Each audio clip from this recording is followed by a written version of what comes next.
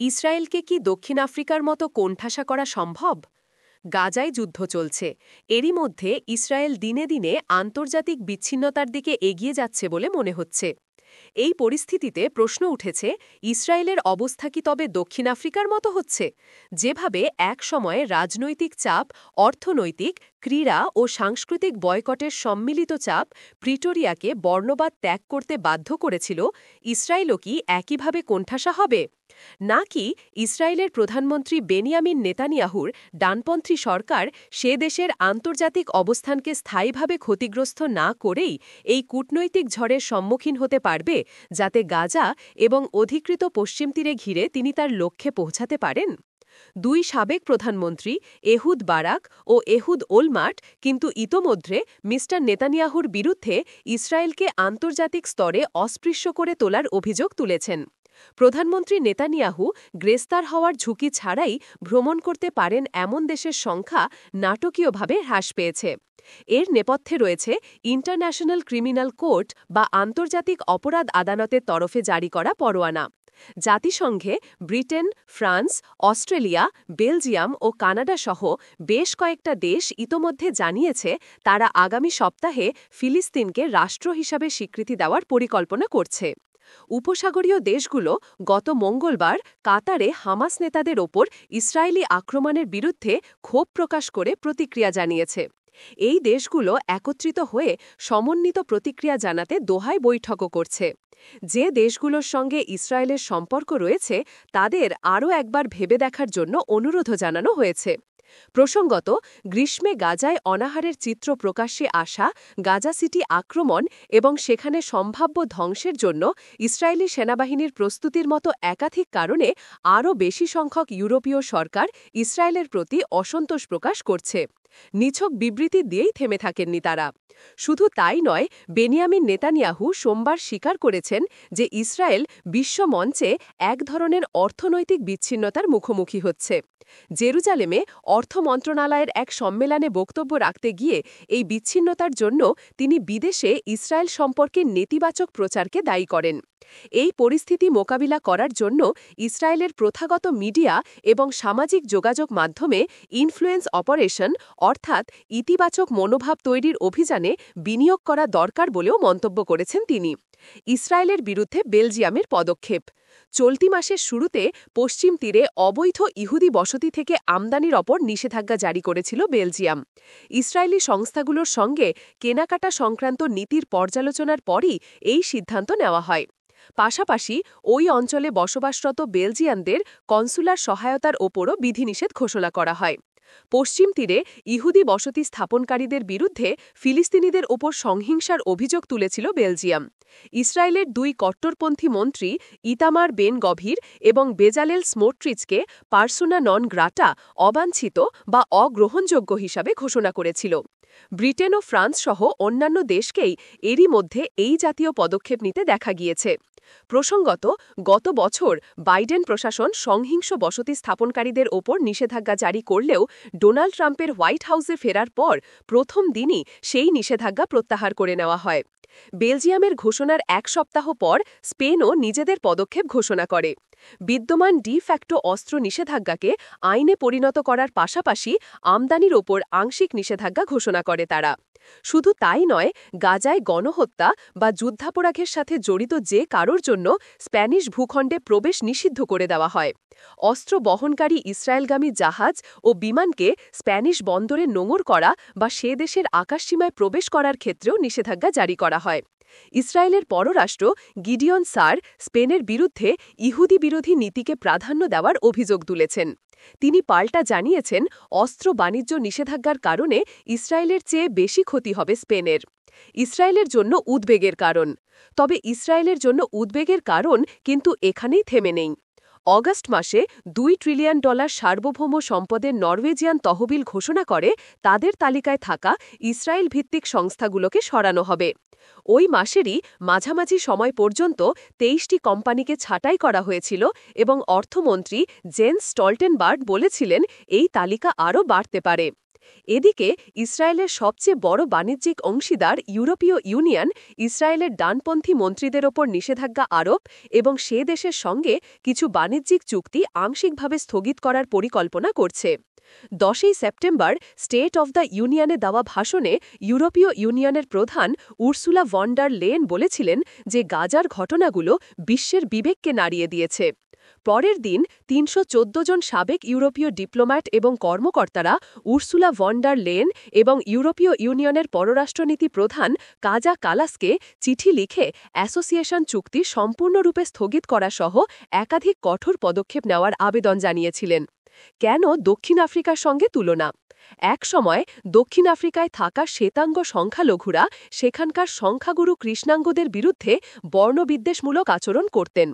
তারই প্রতিবাদে ১৯৬০ থেকে ১৯৯০-এর দশকে বর্ণবাদের শেষ পর্যন্ত সাংস্কৃতিক এবং ক্রীড়া অনুষ্ঠানে বয়কটের প্রথা দেখা যেত। ইসরায়েলের ক্ষেত্রেও এখন একই চিত্র দেখা যাচ্ছে। ইউরোভিশন গানের প্রতিযোগিতা এই প্রসঙ্গে খুব গুরুত্বপূর্ণ বলে মনে হয় না। এই প্রতিযোগিতার সঙ্গে ইসরায়েলের গভীর সম্পর্ক রয়েছে। ১৯৭৩ সাল থেকে ৪ বার এই প্রতিযোগিতায় জয়ী হয়েছে ওই দেশ। ইসরায়েলের পক্ষ থেকে এই প্রতিযোগিতায় অংশ নেওয়া ইহুদি জাতির আন্তর্জাতিক গ্রহণযোগ্যতার প্রতীক। তবে আয়ারল্যান্ড, স্পেন, নেদারল্যান্ডস এবং স্লোভেনিয়ার মতো দেশ হয় স্পষ্টভাবে জানিয়েছে বা ইঙ্গিত দিয়েছে যে যদি ইসরায়েলকে ২০২৬-এর প্রতিযোগিতায় অংশগ্রহণের অনুমতি দেওয়া হয় তবে তারা প্রতিযোগিতা থেকে সরে আসবে। এই প্রসঙ্গে চূড়ান্ত সিদ্ধান্ত হওয়ার কথা ডিসেম্বর মাসে। বয়কটের আবেদন। হলিউডে একটা চিঠিতে ইসরায়েলি প্রযোজনা সংস্থা, ফিল্ম ফেস্টিভ্যাল এবং সম্প্রচারকারীদের বয়কটের আহ্বান জানানো হয়েছিল। ওই চিঠিতে ইসরায়েলের বিরুদ্ধে ফিলিস্তিনিদের গণহত্যা ও বর্ণবাদে জড়িত থাকার অভিযোগ তোলা হয়েছিল। ওই চিঠির জেরে বয়কটের সপক্ষে ৪,০০০ স্বাক্ষর সংগ্রহ হয়েছে। যারা স্বাক্ষর করেছেন তাদের মধ্যে এমা স্টোন এবং হাভিয়ার বারদেমের মতো বিখ্যাত নামও রয়েছে। Israeli film and TV producer অ্যাসোসিয়েশনের প্রধান নির্বাহী কর্মকর্তা জুইকা গতলিব এই আবেদনকে সম্পূর্ণ বিভ্রান্তিকর বলে অভিহিত করেছেন। তিনি বলেন, আমাদের মতো স্রষ্টা যারা বৈচিত্র্যমূলক কণ্ঠস্বরকে তুলে ধরে তাদের নিশানা করার মাধ্যমে স্বাক্ষরকারীরা নিজেদের ন্যারেটিভকেই দুর্বল করেছে, আমাদের চুপ করানোর চেষ্টা করছে। ক্রীড়া জগতেও একই চিত্র দেখা গিয়েছে। ভুয়েল্টা দে এসপানা সাইক্লিং রেস বারবার ইসরায়েলের বিরুদ্ধে বিক্ষোভের কারণে বাধা পেয়েছে। ইসরায়েল প্রিমিয়ার টেক টিমের উপস্থিতির বিরুদ্ধে বিক্ষোভ দেখাচ্ছিলেন ওই ব্যক্তিরা। বিক্ষোভের জেরে শনিবার প্রতিযোগিতা দ্রুত এবং বিশৃঙ্খলার মাঝেই শেষ হয়। পোডিয়াম অনুষ্ঠানও বাতিল করা হয়। স্পেনের প্রধানমন্ত্রী পেদ্রো সানচেজ এই বিক্ষোভকে গর্ব বলে বর্ণনা করেছেন। তবে বিরোধী দলীয় নেতারা ভিন্ন মত পোষণ করেন। তাদের বক্তব্য, সরকারের এই কর্মকাণ্ড আন্তর্জাতিক স্তরে দেশকে বিব্রত করেছে। একইভাবে স্পেনে ৭ জন ইসরায়েলি দাবা খেলোয়াড় প্রতিযোগিতা থেকে সরে দাঁড়ান, কারণ তাদের বলা হয়েছিল যে তারা তাদের দেশের পতাকা বহন করে খেলতে পারবেন না। ইতোমধ্যে এই পরিস্থিতিকে গণমাধ্যম কূটনৈতিক সুনামির আখ্যা দিলেও এই নিয়ে ইসরায়েলের সরকারের অবস্থান দ্বন্দ্বমূলকই থেকেছে। প্রসঙ্গত, স্পেনের প্রধানমন্ত্রী বলেছিলেন যে তার দেশে পরমাণু অস্ত্র, বিমানবাহী রণতরী বা বিশাল তেল মজুদ নেই, তাই তারা গাজায় ইসরায়েলি হামলা প্রতিরোধ করতে পারছে না। এই মন্তব্যের পর বেনিয়ামিন নেতানিয়াহু স্পেনের বিরুদ্ধে নির্লজ্জভাবে গণহত্যামূলক হুমকি দেওয়ার অভিযোগ তুলেছেন। অন্যদিকে বেলজিয়াম নিষেধাজ্ঞা ঘোষণার পর গিদিয়ন সার সামাজিক যোগাযোগ মাধ্যম এক্সে লিখেছেন, এটা দুঃখজনক যে ইসরায়েল অত্যন্ত গুরুত্বপূর্ণ অস্তিত্বের হুমকির বিরুদ্ধে লড়াই করছে, যা ইউরোপেরও স্বার্থের পক্ষে, কিন্তু তা সত্ত্বেও কিছু ইহুদি বিরোধী মানুষ নিজেদের উন্মাদনা ছাড়তে পারছে না। প্রধানমন্ত্রী নেতানিয়াহু সোমবার বলেছিলেন, অস্ত্র এবং অন্যান্য প্রতিরক্ষা সরঞ্জাম সহ বিভিন্ন পণ্যের বাণিজ্যের জন্য অন্য দেশের ওপর নির্ভরতা কমাতে হবে। তিনি বলেন, আমরা শুধু গবেষণা ও উন্নয়নের ক্ষেত্রেই নয়, প্রকৃত শিল্প উৎপাদনের ক্ষেত্রেও বাধার সম্মুখীন হতে পারি। আমাদের নিজেদের সক্ষমতার বিকাশ ঘটাতে হবে। কূটনীতির দুর্বলতা। তবে যারা বিদেশে ইসরায়েলের হয়ে প্রতিনিধিত্ব করেছেন তাদের মধ্যে গভীর উদ্বেগ রয়েছে। জেরেমি ইসাখারভ 2017 সাল থেকে 2021 সাল পর্যন্ত জার্মানিতে ইসরায়েলের রাষ্ট্রদূত হিসেবে দায়িত্ব পালন করেছিলেন। তিনি আমাকে বলেছিলেন যে ইসরায়েলের আন্তর্জাতিক অবস্থান কখনো এতটা দুর্বল ছিল বলে তিনি মনে করেন না। তার মতে এর মধ্যে অনেক পদক্ষেপই দুঃখজনক, কারণ এগুলো মূলত সব ইসরায়েলিকে নিশানা করছে। তার কথায় সরকারের নীতিগুলোকে বিচ্ছিন্নভাবে টার্গেট করার পরিবর্তে এটা অনেক ইসরায়েলিকে বিচ্ছিন্ন করে দিচ্ছে।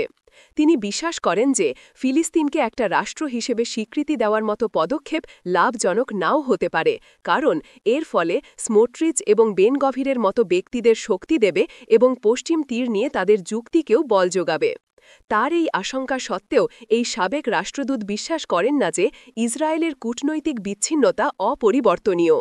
তিনি বলেন, আমরা এখনও দক্ষিণ আফ্রিকার অবস্থায় না থাকলেও তার আগের পর্যায়ে রয়েছি। অন্যরা বিশ্বাস করেন যে ইসরায়েলকে বিচ্ছিন্ন রাষ্ট্রে পরিণত হওয়া থেকে বিরত করতে আরও পরিবর্তনের প্রয়োজন।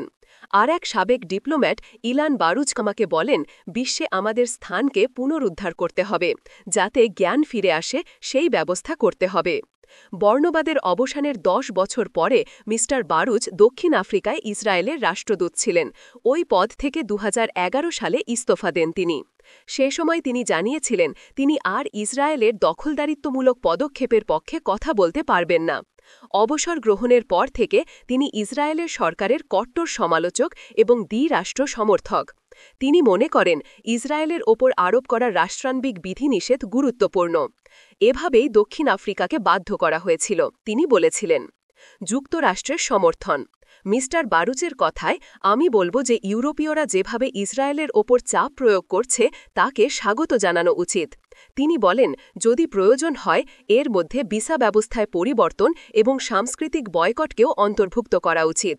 তিনি যোগ করেন, আমি যন্ত্রণা পেতে রাজি আছি। তবে ক্ষোভের সমস্ত অভিব্যক্তি এবং চাপ তৈরির কথা বললেও কিছু অভিজ্ঞ পর্যবেক্ষক এই বিষয়ে সন্দিহান যে ইসরায়েল ডিপ্লোম্যাটিক দ্বারপ্রান্তে রয়েছে কিনা। সাবেক Israeli peace negotiator Daniel Levy আমাকে বলেছিলেন, স্পেনের মতো পদক্ষেপ নিতে পারে এমন দেশ ব্যতিক্রম। তিনি বলেন, ইউরোপীয় ইউনিয়নের অভ্যন্তরে সম্মিলিত পদক্ষেপ গ্রহণের চেষ্টা যথেষ্ট সমর্থন পেতে সক্ষম হবে না। ইসরায়েলের বিরুদ্ধে নেওয়া পদক্ষেপের তালিকায় রয়েছে অ্যাসোসিয়েশন চুক্তির কিছু বিধানগুলো বাতিল করা, ইসরায়েলকে ইউরোপীয় ইউনিয়নের Horizon research and innovation programme থেকে দূরে রাখা ইত্যাদি। কারণ জার্মানি, ইতালি ও হাঙ্গেরির মতো সদস্য দেশ এই জাতীয় পদক্ষেপের বিরোধিতা করছে। ইসরায়েলের পক্ষে এখনও যুক্তরাষ্ট্রের জোরালো সমর্থন রয়েছে। মার্কো রুবিও সরকারি সফরে যাওয়ার সময় বলেছেন, যুক্তরাষ্ট্র ইসরায়েলের সঙ্গে নিজেদের মজবুত সম্পর্ক অব্যাহত রাখবে। মিস্টার লেভির মতে ইসরায়েলের আন্তর্জাতিক বিচ্ছিন্নতা অপরিবর্তনীয়। ট্রাম্প প্রশাসনের অবাহিত সমর্থনের কারণে স্পেস পরিস্থিতি এখনও সেই পর্যায়ে পৌঁছায়নি যেখান থেকে গাজার ঘটনাবলীর দিশা পরিবর্তন করবে। লেভি বলেন, নেতানিয়াহুর রাস্তা ছাড়িয়ে এগিয়ে গিয়েছেন, কিন্তু আমরা এখনও রাস্তার শেষ প্রান্তে পৌঁছাতে পারিনি।